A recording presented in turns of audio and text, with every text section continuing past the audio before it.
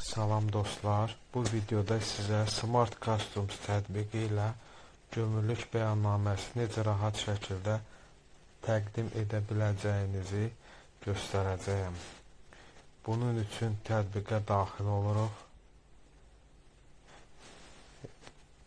Deməli, soyadımızı yazırıq, adımızı yazırıq, ata adımızı yazırıq, vətəndaşlıq Azərbaycan və aşağıdan fin kodumuzu yazırıq, şəxsiyyət vəsiqəmizin və daha aşağıdan isə mobil nömrəmizi qeyd edirik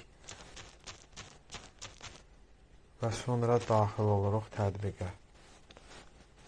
Yuxarıdan bağlama izləməsi kodu yazılan yerdən izləmə kodumuzu yazırıq, hansı ki sifariş etdiyimiz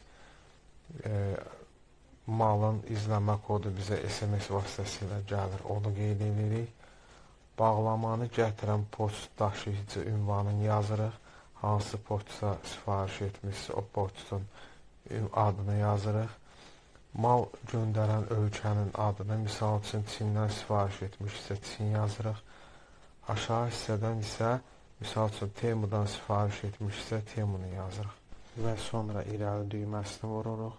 Açılan səhifədə sifariş etdiyimiz məhsulun məlumatlarını bir-bir yazmağa başlayırıq.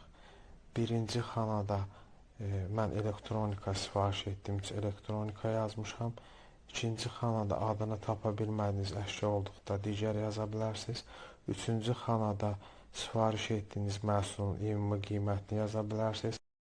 Dördüncü xanada isə Azərbaycan və yaxud xarici valyuta ilə hansı ilə sifariş etmişsə onu yaza bilərsiniz. Beşinci xanada daşınma xərci varsa yazın, yoxdursa yazmayın və sonra təsdiqlə düyməsini vuraraq bəyannaməmizi uğurla başa çatdırırıq.